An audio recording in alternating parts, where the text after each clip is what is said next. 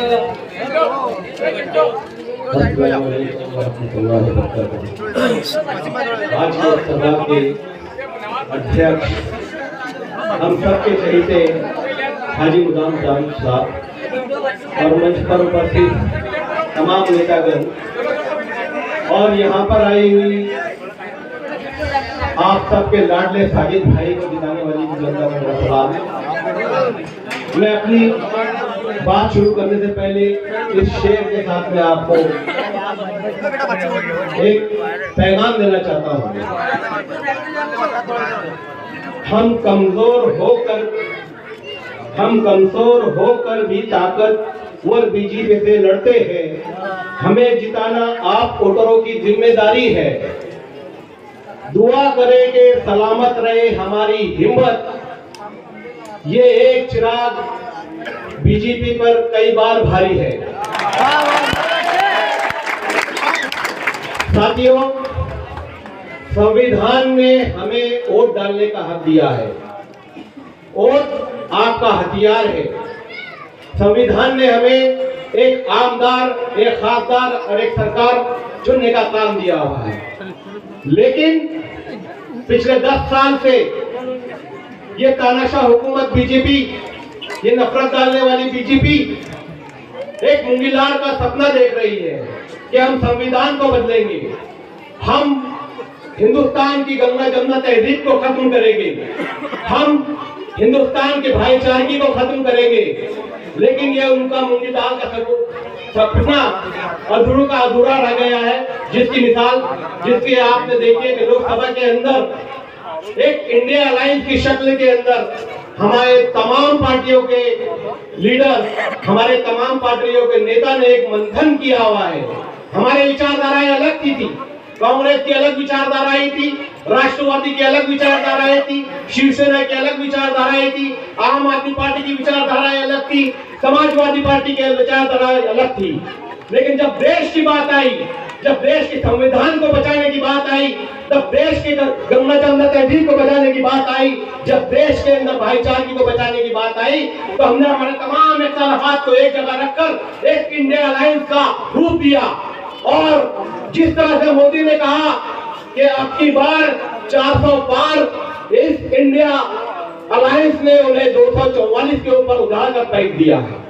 हमने देखा है कि जिस तरह से दो लोग पूरे देश को चला रहे हैं और उनके दो दोस्त हैं, अडानी और अंबानी, किस तरह से जो देश को जो बेचा जा रहा है, किस तरह से देश से जो प्राइवेटाइजेशन दिया जा रहा है। अभी हाल ही में महाराष्ट्र के अंदर 100 एकड़ जमीन अडानी को जो दे दी गई है, डोनेशन कर दी गई है।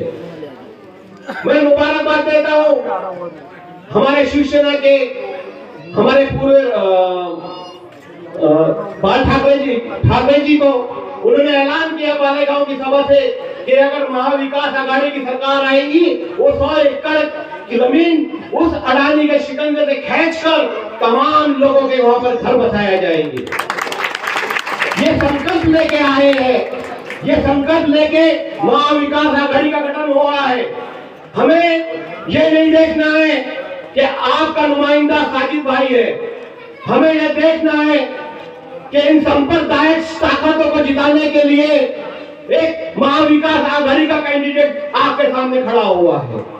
हमारे आपसी मतभेद, हमारे आपसी दिलों के खराबियों को दूर करते हुए वोट की ताकत को जो संविधान ने हमें दिया हुआ है, वो संविधान को बचाने के लिए हमें एकजुट होना पड़ेगा। अभी देखा है कि यूपी के जो सीएम हैं, उन्होंने इस तरह का स्टेटमेंट दिया है कि बटोगे तो कटोगे। इस तरह के स्टेटमेंट अगर वो यूपी की विकास के बारे में बात करते थे, यूपी के विकास के बारे में बात करते तो हमें भी हमारा अच्छा लगता था कि सीएम ने बात किया है। मैं उन्हें कहना चाहता हूं कि हिंदुस्तान में ना बटेंगे ना हम मिटेंगे, हम सब एक साथ मिलकर रहेंगे। हिंदू, मुस्लिम, सिख, ईसाई, हम हैं आपस में भाई भाई, ये नारा लगाकर महाविकास आघाड़ी का गठन हुआ है। और मैं आपसे विनती करता हूँ, हाथ जोड़कर विनती करता हूँ कि बहकावे मत आइए।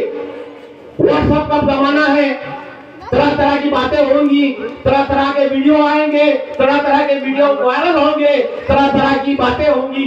उसको ध्यान में न रखते हुए आपको आपके लक्ष्य से हटाने की बात होगी।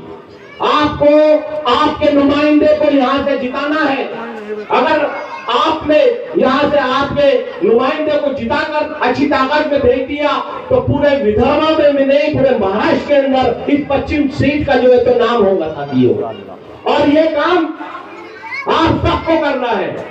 अगर आपने ईमानदारी के साथ में अपने खुद के घर के वोट पूरे के पूरे निकाल लिए, अपने भाई के घर के वोट पूरे के पूरे निकाल लिए, तो मैं ये समझता हूं कि ये सीट 20,000 रुपए में जीत कर आएगी साथियों। लेकिन हमें होश के साथ में, जोश बिगड़ जोश के होश के साथ में हमें ये इलेक्शन को लड़ना है।